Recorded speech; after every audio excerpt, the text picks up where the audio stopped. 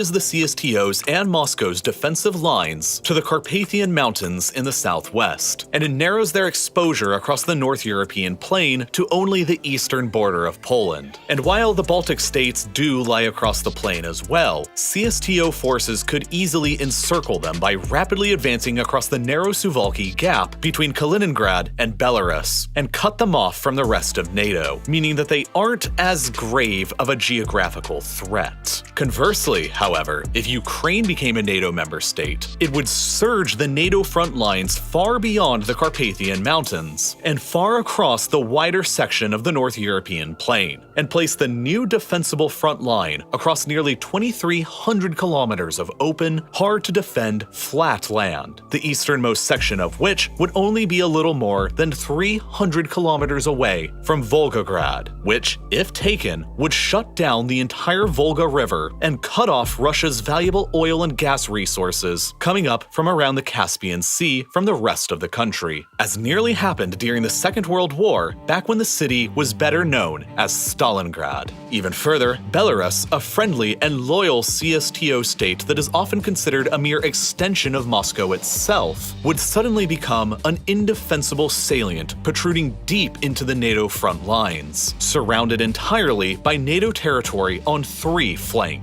Thus, Ukraine's outright control by Moscow, or at least neutrality, is essential to the defense of the CSTO and Russia, if you believe that NATO is a hostile aggressor or could become one in the future. But all of this is really only the beginning of what Russia and Putin want from Ukraine. The biggest thing they want of all is energy. While their overall economy is little larger than Spain's, Russia remains a global superpower through the lens of energy resources, and it's specifically oil and gas that is the most critical component to understand about Russia's worldwide ambitions. Across multiple vast oil fields, Russia is the world's second largest producer of oil, ahead of even Saudi Arabia, while at the same time, Russia also possesses the world's largest proven reserves of natural gas, largely across Siberia, which has enabled Russia to become the world's leading exporter of natural gas. The revenues gained from the sale of all these oil and gas exports are the literal foundation for the modern Russian state and Russian power, because they provide as much as 50% of the entire Russian government's budget and represent about 30% of Russia's entire GDP. Russia has used the vast money earned from selling oil and gas abroad to fund their military, pay off debts, save cash, and finance its own restoration as a global great power. Russia is therefore effectively a petrostate, just like Saudi Arabia or Iran, and is the only petrostate located in Europe,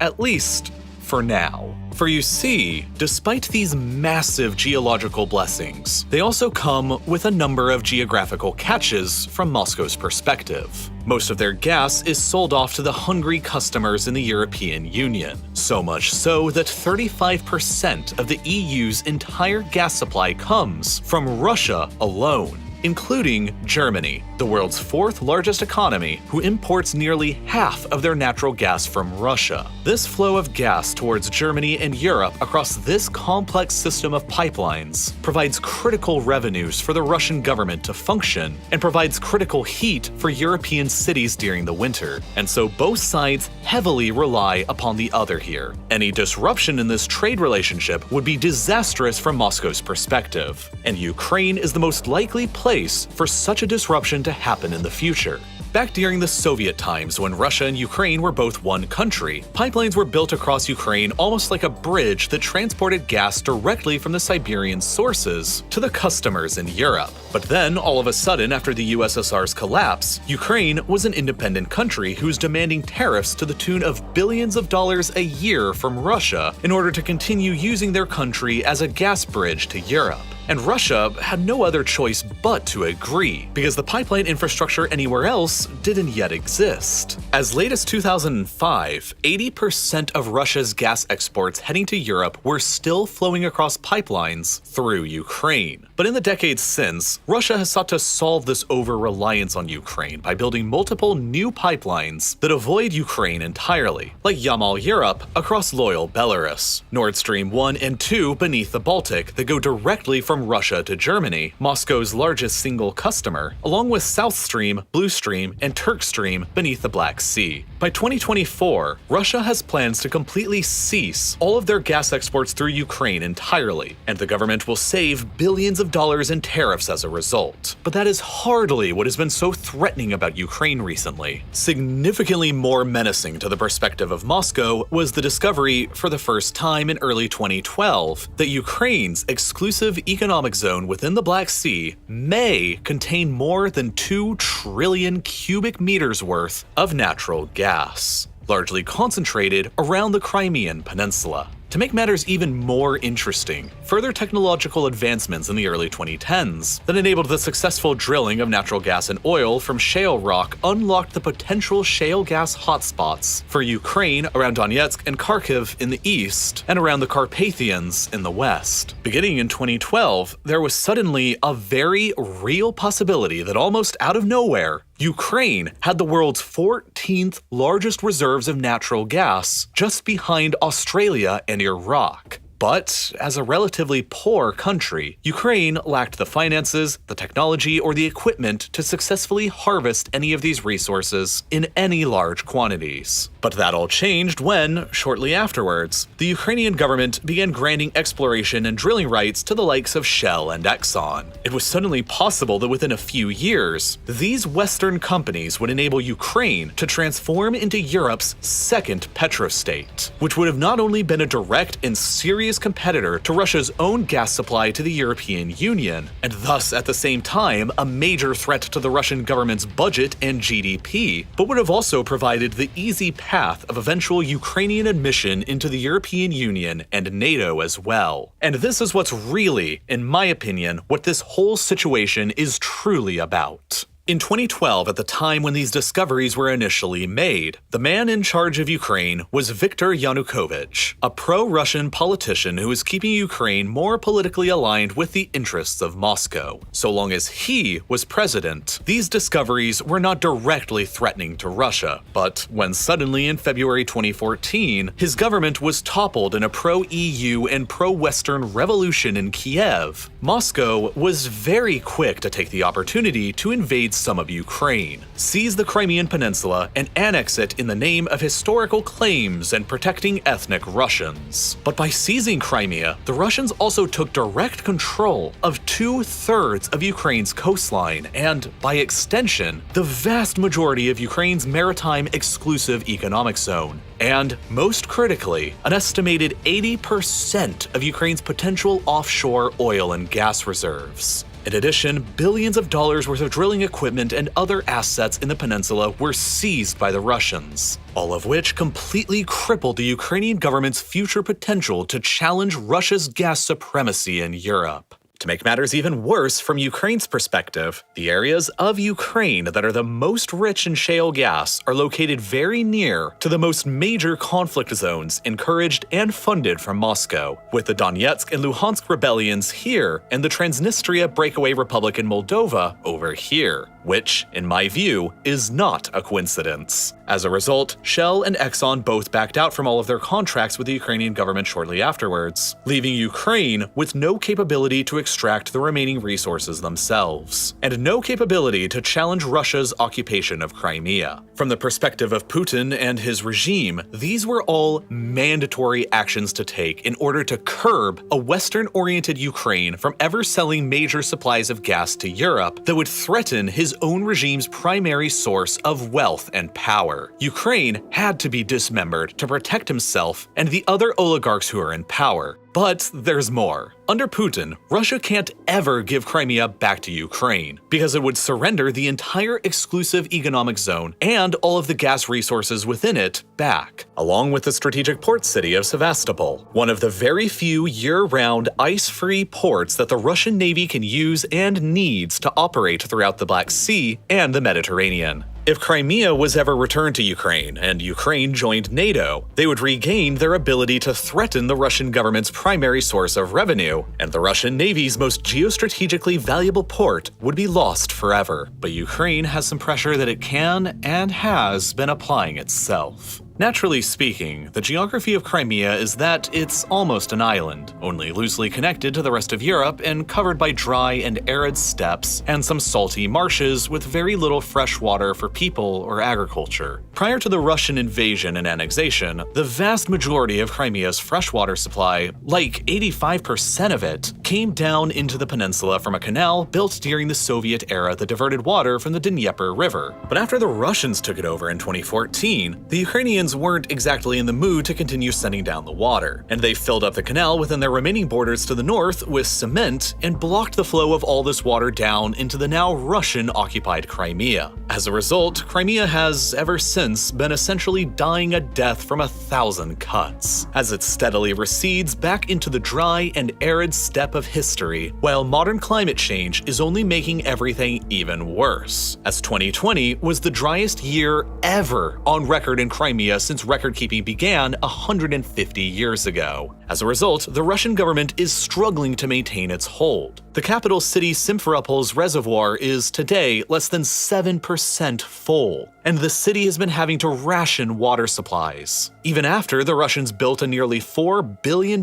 bridge across the Kerch Strait here to connect the peninsula over to the Russian mainland, shipping in water is difficult, and life for the more than 2 million people on the peninsula is getting harder after the annexation, not better. The Russian government is having to spend billions of dollars a year to financially prop up Crimea, and it's largely all because of this canal being shut down by the Ukrainians over on the other side. And Ukraine is obviously not in any kind of mood to open it back up again. As a result, the current crisis in Ukraine can also be seen through the lens of climate and water conflict, and it's one of the biggest reasons why Russia is doing what it's doing now. The current Prime Minister of Ukraine, Volodymyr Zelensky, has stated on multiple occasions that the primary goal going forward for the Ukrainian nation is the reclamation of the Crimean Peninsula from Russia. Currently, Ukraine has no realistic capability to challenge the overwhelmingly more powerful and capable Russian military. But in the future, were Ukraine to join NATO and a murky conflict breaks out between themselves and Russia over Crimea, or in the eastern rebel-occupied Donbass where it may be unclear who started it, it's hypothetical that Ukraine could trigger Article 5 of the NATO treaty, which states that, quote, "If a NATO ally is the victim of an armed attack, each and every other member of the alliance will consider this act of violence as an armed attack against all members and will take the actions it deems necessary to assist the ally attacked." Therefore, in the future, the fear of those in power in the Kremlin is that Ukraine will bring in the rest of NATO to fight Russia in taking back Crimea, and that is a war that Moscow knows it will lose. Not only because of NATO's much more advanced military capabilities, but because of Russia's own internal demographic problems. Ever since the collapse of the Soviet Union, Russia's deaths have exceeded her births, while the nation's fertility rate has been among the lowest in the world.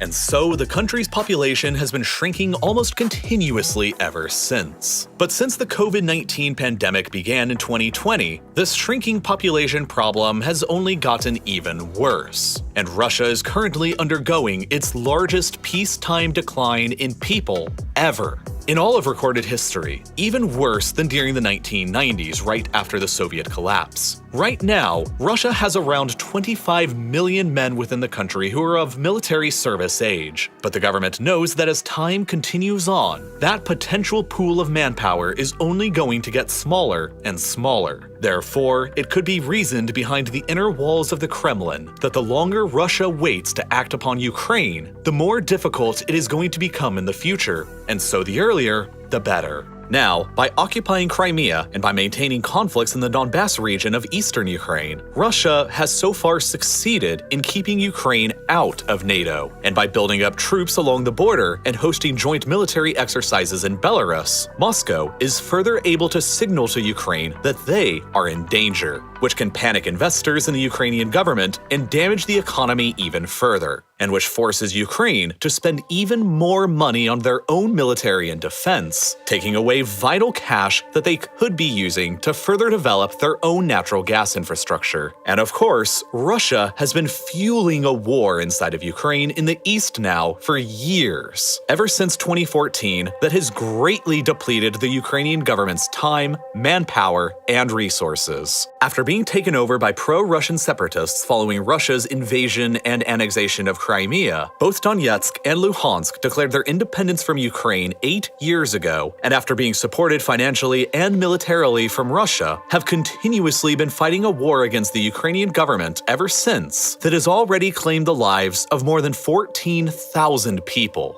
For years, most of the territory of each has been controlled by the Ukrainian government. But just a few days ago, Russia, for the first time, officially recognized both as fully independent countries separate from Ukraine and deployed their troops into each. Right now, as I made this video, it's still unclear what exactly Putin is ultimately planning for Ukraine. He may only be plotting a limited strike into the country in order to permanently sever both Donetsk and Luhansk from the country, as he did with Crimea 8 years previously, and effectively occupy each. He may also be plotting a further limited strike from Crimea in order to neutralize the block in the canal in order to free up Crimea's struggling water supply. He may be planning to go further, though, to ensure that this situation never happens again, and push Russian territory all the way to at least some of the Dnieper River to simultaneously stabilize Crimea's geographic position by freeing up the water supply, deny even more of Ukraine's coastline and access to natural gas reserves, and set up a stronger potential defensive line against any attack from the west along the Dnieper River's banks. Alternatively, he may also be planning a southern takeover of Ukraine, which would simultaneously bring Donetsk and Luhansk into Russia, link up Crimea with the Dnieper River and the canal, block off Ukraine from the rest of the Black Sea, and transform the country into a landlocked state, permanently removed from any remaining offshore gas deposits, and link up mainland Russian territory with both Crimea and loyal Transnistria in the west. Or he may really be planning an all-out assault to take over the entire country, so as to guarantee that Russia and the CSTO's defensive lines against NATO are pushed further back towards the more narrow opening of the North European plain between the Carpathian Mountains and the Baltic Sea across the border of Poland, and in so doing, guaranteeing that Ukraine will never be used against them, and that Belarus will never become an indefensible salient. From there, Russian provocations into Moldova are almost a certainty next. Another former Soviet state who isn't a member of NATO and conveniently already has a pro-Russian breakaway state that Russia will eventually get around to recognizing as well. Transnistria. It's all a part of Putin's repeatedly stated goal of bringing back the old Soviet and Russian empire for the 21st century.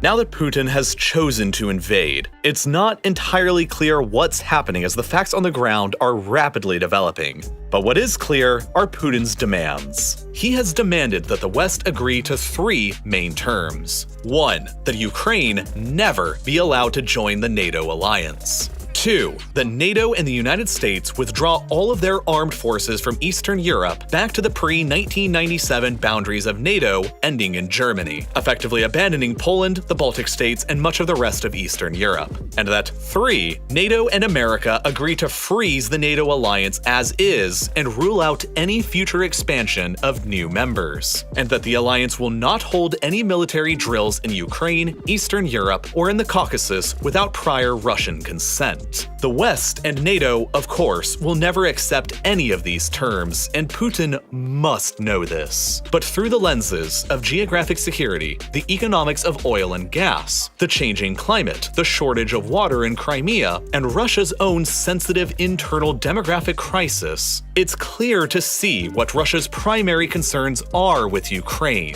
and only time will tell how Russia and Vladimir Putin act upon those concerns. But by analyzing how Putin has acted before during times of crisis, we can likely figure out how he'll act again in the future. The recognition of both Donetsk and Luhansk as independent countries and the deployment of Russian troops into both, before launching the full-scale invasion across the entire country next, mirrors a striking, uncanny resemblance to exactly what Putin and the Russian government did against Georgia 14 years previously, back in 2008. Back then, the Russian army invaded the country of Georgia in what would ultimately become the first European war of the 21st century. Two pro-Russian breakaway provinces inside of Georgia, Abkhazia and South Ossetia, were each recognized by Russia as fully separate and independent countries, and then, by using the pretext of Georgian occupation of both, Russia deployed troops into both and, from there, initiated a full-scale land, sea, and air invasion across the rest of Georgia. Across the 12 days of intense fighting that followed, the Russians occupied both Abkhazia and South Ossetia within Georgia, solidified their de facto independence, and effectively dismembered the country, displacing nearly 200,000 people and causing Georgia to sever all diplomatic relations with Russia. However, it was, in the end, a decisive victory for Russia and for Vladimir Putin, as it kept Georgia from joining NATO, and at a time when NATO and the West were more distracted by the quagmires of Iraq and Afghanistan, there was little international attention, let alone condemnation. It would only be less than 6 years later when Putin would deploy the exact same kinds of tactics that he used against Georgia, against Ukraine, in Crimea, and the Donbass. And now in 2022, it once again appears that history is repeating itself in Donetsk, Luhansk, and Ukraine. Without a doubt, the Russian invasion of Georgia is absolutely critical to understanding how Putin's modern military strategy of dismemberment works, and in understanding what he might ultimately plan to do with Ukraine. But unfortunately, if I made a video about it on YouTube, it's a guarantee that it would get demonetized and age restricted, and as a result, there's simply no way that you would ever see it. So instead, I created yet another full-length companion video to this one in my ongoing Modern Conflict series that's about the exact same length as this video was, that covers the entire course of the Russian invasion of Georgia from beginning to end, and uploaded it directly to Nebula, which, as you've probably heard by now, is home to tons of exclusive, ad-free content like my entire Modern Conflict series, with 10 other additional full-length episodes with more than 3 hours of additional content that you can go and watch right now, including this 26-minute long video that I made earlier about the entire history and course of the modern conflict between Ukraine and Russia, covering everything from the breakup of the Soviet Union to the invasion and annexation of Crimea and the ongoing war and battles in eastern Ukraine between Russian-backed separatists and the Ukrainian government. There are plenty of other episodes too that I've produced that cover the Battle of Aleppo in Syria, the wars of Saddam Hussein, the United States-Iran conflict, and much, much more. Of course, the reason why all of these videos are only available on Nebula is because they just wouldn't ever work on YouTube and would never be viewed here because of the way that this site works. On the other hand, Nebula is a different platform without an algorithm and without any ads. It's just a platform about great and unique content made by great and independent educational creators with plenty of other unique, exclusive bonus projects from other creators you probably already know, like the Battle of Britain and Logistics of D-Day series from Real Engineering, and plenty of hour-plus-long documentary specials from Wendover Productions, along with so many others. The best way to get access to Nebula and all of this incredible content is definitely through the amazing Curiosity Stream Nebula bundle deal, and with its current sales price, it's less than $15 a year to get full, complete access to everything on both sites. And Curiosity Stream has some phenomenal stuff that you're definitely going to enjoy as well, like Apocalypse Stalin, a 3-part documentary series that's nearly 3 hours long that covers the entire history of Joseph Stalin from early obscurity through World War II to ruling over one of the world's 2 global superpowers armed with nuclear weapons. If you want to see a documentary explaining how the Cold War began and who Joseph Stalin was, then this is the documentary for you to go and watch now. I really can't recommend it enough, and I genuinely don't know about a better deal that exists anywhere in streaming. You get 2 streaming sites, both with content you'll actually watch, and all for less than $15 a year at the current sales price. But what's more, signing up will actually help countless independent educational creators beyond just real-life lore. So please make sure to do so by clicking this button that's here on screen right now, which will take you directly to curiositystream.com/reallifelore to sign up, or by following the link that's down below in the description. It is the absolute best way to help support real-life lore. And, as always, thank you so much for watching.